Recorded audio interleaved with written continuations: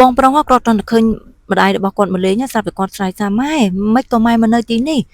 ណែកូនប្រុសគឺម៉ែមកលេងឯងទេតើកូនប្រុសហើយកូនប្រសារបស់ម៉ែនាងនៅក្នុងផ្ទះអត់ម៉ែទៅនិយាយនៅកន្លែងផ្សេងវិញណាម៉ែហើយម៉ែឆាប់ដើរលឿនមកម៉ែនិយាយតែពាក្យណាដែលម៉ែត្រូវនិយាយលឿនទៅម៉ែកុំនិយាយអីវែងឆ្ងាយពេកអីកូនប្រសារបស់ម៉ែនាងនៅក្នុងផ្ទះអញ្ចឹងហើយខ្ញុំមិនអាចចេញមកយូរបានទេណែកូនប្រុសតើឯងមានរឿងអីមែនទើបឯងមិនដែលទៅលេងម៉ែអស់ច្រើនឆ្នាំបែបនេះម៉ែបារម្ភពីឯងទើបម៉ែមកលេងឯងហ្នឹងណាម៉ែមិនចាប់បាច់បារម្ភពីខ្ញុំទៀតទេឥឡូវខ្ញុំធំហើយម៉ែហើយខ្ញុំក៏មានគ្រួសារទៀតដែរអញ្ចឹងខ្ញុំត្រូវមើលថែប្រពន្ធកូនខ្ញុំម៉ែមិនចាំបាច់បារម្ភគិតពីខ្ញុំច្រើនពេកទេអញ្ចឹងក៏បានដែរកូនម៉ែទៅវិញហើយប៉ុន្តែណែកូនប្រុសម៉ែមានបន្លែដែលដាំដោយខ្លួនឯងនឹងម៉ែបេះយកវាមកផ្ញើឯងហើយណែមាន់ណាកូនម៉ែចិញ្ចឹមដោយខ្លួនឯងឆ្ងាញ់ណាកូនយកទៅធ្វើម្ហូបទៅអញ្ចឹងបងប្រុសគាត់ក៏និយាយថាម៉ែកាលពីខ្ញុំទៅតែរៀបការខ្ញុំបានប្រាប់ប្រពន្ធរបស់ខ្ញុំថាខ្ញុំជាក្មេងកំព្រាទេហើយបើសិនបើខ្ញុំយកអីវ៉ាន់ពីម៉ែតើឲ្យខ្ញុំទៅបកស្រាយយ៉ាងម៉េចទៅប្រាប់ប្រពន្ធកូនរបស់ខ្ញុំអញ្ចឹងខ្ញុំមិនយកទេម៉ែហើយសូមម៉ែចាក់ចេញទៅឲ្យលឿនទៅកុំបង្កបញ្ហាឲ្យខ្ញុំអីម៉ែបើសិនបើប្រពន្ធខ្ញុំមកឃើញមានបញ្ហាហើយម្ដាយគ្រាន់តែស្ដាប់កូននិយាយបែបនេះបងប្អូនទទួលអារម្មណ៍បែបណាដែរគាត់ក៏និយាយថាអញ្ចឹងមិនអីទេអញ្ចឹងម៉ែទៅក៏បានដែរណាកូនប៉ុន្តែកូនទទួលអីវ៉ាន់នេះទៅស្រាប់តែកូនស្រីរបស់គាត់ក៏ដើរមកដល់ក៏សួរទៅប៉ាថាប៉ាលោកយាយជាអ្នកណាប៉ារបស់គាត់ក៏ឆ្លើយថាគាត់គឺជាអ្នកជិតខាងរបស់ប៉ានៅឯជនបទនោះកូនហើយគាត់ឡើងមកចៃដន្យអីក៏បានជួបនឹងប៉ាទៅហើយលោកយាយគាត់ក៏ប្រាប់ទៅថាមែនហើយយាយជាអ្នកជិតខាងរបស់ប៉ាចៅទេហើយនេះកូនឯងមានឃើញហ្នឹងគាត់មានទាំងបន្លែមានទាំងមាន់ស្រែមកទៀតណាអញ្ចឹងប៉ាទទួលយកមាន់ស្រែពីគាត់ទៅប៉ាព្រោះអីខ្ញុំចង់ញ៉ាំមាន់ស្រែហើយនឹងបន្លែធម្មជាតិអញ្ចឹងណាប៉ាទទួលយកពីគាត់ទៅព្រោះកូនចូលចិត្តញ៉ាំមិនកើតទេដឹងកូនព្រោះអីគាត់ប្រញាប់ទៅស្រុកវិញផងហើយអឺស្រុកគាត់នៅឆ្ងាយទៀតណាកូនអត់អីទេប៉ាខ្ញុំចូលចិត្តញ៉ាំអញ្ចឹងប៉ាទទួលយកទៅណាប៉ាណាអញ្ចឹងហើយលោកប៉ារបស់គាត់ក៏ទទួលយកមាន់ហើយនឹងបន្លែពីអ្នកម្ដាយរបស់គាត់ហើយស្រាប់តែប្រាប់លោកយាយថាអញ្ចឹងលោកយាយទៅឲ្យលឿនតិចទៅណា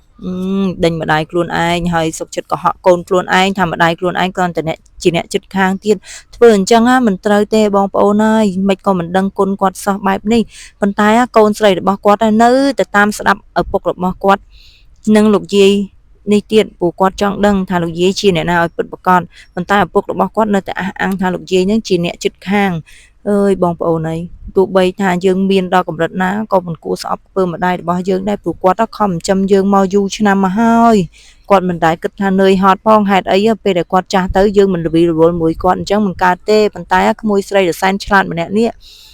គាត់មិនទាន់ចូលផ្ទះភ្លាមទេគាត់នៅចាំសួរលោកយាយហើយបន្ទាប់ពីនឹងមកគាត់ក៏បានស្រែកហៅថាលោកយាយ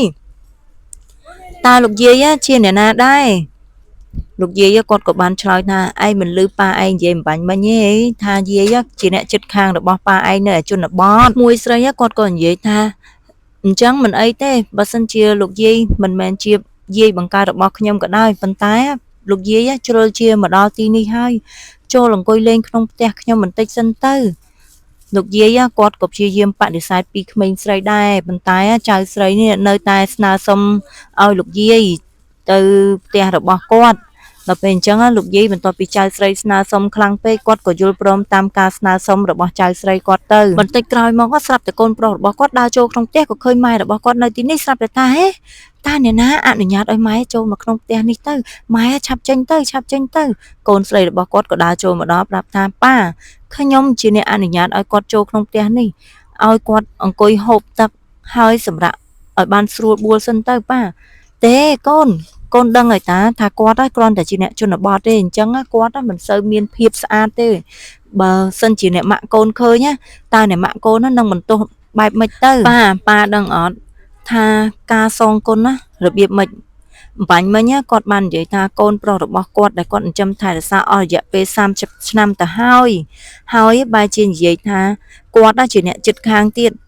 ប៉ាតើខ្ញុំនិយាយបែបហ្នឹងត្រូវអត់កូនប្រុសរបស់គាត់មិនឲ្យតម្លៃគាត់ដែលជាម្ដាយទេហើយថែមទាំងនិយាយបែបនេះទៀតណែកូនស្រីតើឯងបានដឹងរឿង អីខ្លះមកពីណាមិនក៏ឯងនិយាយបែបនេះស្រាប់តែប្រពន្ធរបស់គាត់ក៏ចូលមកដល់ហើយនិយាយដាក់គាត់ថាយ៉ាងម៉េចជាអ្នកជនបទហ្នឹងណាមិនអាចឲ្យបងហៅគាត់ថាជាម្ដាយបានទេហ៎គាត់គឺជាម្ដាយរបស់បងទោះគាត់ជាអ្នកស្រែអ្នកជនបទបែបណាក៏ដោយប៉ុន្តែគាត់បង្កើតបងមកថែរក្សាបងហេតុអីក៏បងមិនហៅគាត់ថាជាម្ដាយមិនក៏ឲ្យគាត់ជាអ្នកចិត្តខាងទៅវិញប៉ាគ្មានអ្នកចិត្តខាងឯណាសុកចិត្តជីករាប់ពាន់គីឡូដើម្បីមកជួបគ្នានោះទេប៉ាគាត់មកនេះគាត់មកដោយក្តីស្រឡាញ់ហើយគាត់ខំប្រឹងផ្ញើរបស់របរដែលគាត់ដាំផ្ទាល់ខ្លួនយកមកឲ្យប៉ាទៀតប៉ាសាក់គិតទៅមើលមានអ្នកចិត្តខាងណាដែលគេធ្វើអញ្ចឹងដាក់ប៉ាជំរឿចិត្តរបស់អ្នកម្ដាយគឺធំធេងណាស់ប៉ាត្រូវតែគិតពីគាត់ព្រោះគាត់ខំប្រឹងថែរក្សាប៉ាតាំងពីតូចមកគាត់មិនដែលរអ៊ូរទាំទេប៉ាហើយគាត់នឹកប៉ាណាស់ទៅគាត់ស្កាត់មករកប៉ាដល់កន្លែងនេះប៉ាសាក់គិតម្ដងទៅទៀតទៅមើលបើសិនបើខ្ញុំធំឡើងខ្ញុំធ្វើបែបនេះដាក់ប៉ាវិញតើប៉ាមានអារម្មណ៍បែបណាទៅប៉ាលោកយាយគាត់ស្រឡាញ់ប៉ាខ្លាំងណាស់ប៉ាកុំគិតផ្សេងពីលើគាត់ទៀតទោះបីខ្ញុំជាអ្នកទីក្រុងក៏ខ្ញុំមិនដែលប្រកែកប្រកាន់លោកយាយថាជាអ្នកជនបទដែរទោះជាអ្នកម៉ាក់ក៏អ្នកម៉ាក់ស្រឡាញ់គោរពលោកយាយដែរអញ្ចឹងហើយតើហេតុអីបានជាប៉ាមិនព្រមទទួលស្គាល់លោកយាយបែរជាថាលោកយាយជាអ្នកជនបទមិនស្អាតមិនអីទៅវិញប៉ាធ្វើអញ្ចឹងគឺមិនល្អទេប៉ាដឹងអត់ទឹកចិត្តអ្នកម្ដាយគឺធំធេងខ្លាំងណាស់ប៉ាកូនស្រីរបស់គាត់ជាក្មេងពិតមែនប៉ុន្តែគាត់យល់ពីទឹកចិត្តដ៏ធំធេងរបស់លោកយាយគាត់មែនតែនហើយបន្ទាប់ពីកូនស្រីរៀបរាប់ទាំងអស់ចិត្តហើយទៅលោកប៉ាគាត់បានសុំទោសទៅលោកយាយផងដែរគាត់ក៏និយាយថាម៉ាក់ឲ្យកូនសុំទោសកូនដឹងកំហុសហើយកូនមិនធ្វើអញ្ចឹងទៀតទេនេះទៅជារឿងល្អក្នុងគ្រួសារទោះបីថាម្ដាយរបស់យើងចាស់បែបណាក៏យើងត្រូវតែមើលថែរក្សាគាត់វិញដែរព្រោះអីកាលពីនៅក្មេងមកគាត់ថែរក្សាយើងដោយមិនគិតពីខ្លួនគាត់ផងគាត់សុខចិត្តមិនមានហូបមិនឆ្អែតក៏គាត់ទុកឲ្យយើងហូបឆ្អែតដែរអញ្ចឹងកូនទាំងអស់គ្នាត្រូវតែគោរពដឹងគុណគាត់វិញទៅណាកូនទោះបីជាគាត់ចាស់បែបណាក៏ត្រូវមើលថែរក្សាគាត់វិញដែររឿងនេះត្បិតថាជាការអប់រំប៉ុន្តែវាល្អមែនទែនសម្រាប់យើងគ្រប់គ្នាអ្នកដែលមានម្ដាយមានឪពុកនៅក្បែរហៅថាកក់ក្ដៅហើយអញ្ចឹងកុំធ្វើអីឲ្យគាត់ពិបាកចិត្តពេកអីប្រពន្ធរបស់គាត់ឯនេះក៏និយាយអញ្ចឹងដែរម៉ាក់ក្មេកសុំម៉ាក់នៅទីនេះរហូតទៅកុំទៅនៅជនបទវិញអីខ្ញុំនឹងថែរក្សាម៉ាក់ក្មេកឲ្យដូចជាម៉ាក់បង្កើតរបស់ខ្ញុំអញ្ចឹងប្តីរបស់គាត់នេះក៏ដឹងកំហុសដែរហើយថែមទាំងឲ្យអ្នកម្ដាយនៅទីនេះទៀតគឺឈប់ឲ្យម្ដាយទៅនៅជនបទតែម្នាក់ឯងវិញហើយអញ្ចឹងគ្រួសារគាត់ក៏បានជួបជុំគ្នាដោយក្តីស្រឡាញ់វិញដែរលោកយាយគាត់ក៏សប្បាយចិត្តរំភើបដល់ពេលដែលកូនប្រុសរបស់គាត់កូនប្រសាគាត់និងចៅរបស់គាត់យកចិត្តទុកដាក់នៅលើគាត់បែបនេះជីវិតមនុស្សចាស់បានតែបែបនេះទៅគឺសប្បាយចិត្តហើយអញ្ចឹងគាត់មានក្តីសុខវិញហើយ